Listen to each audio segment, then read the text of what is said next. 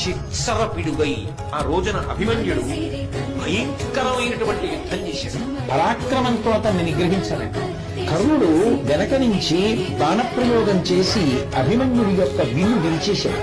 శల్యుడు, బాహ్లికుడు, అశ్వత్థామ మొదలైనటువంటి వాళ్ళందరూ కూడా అస్త్రశస్త్రాలను ఒక్కసారి ప్రయోగించడం మొదలుపెట్టారో రథం కూడా విరిగి కింద పడిపోయిందో.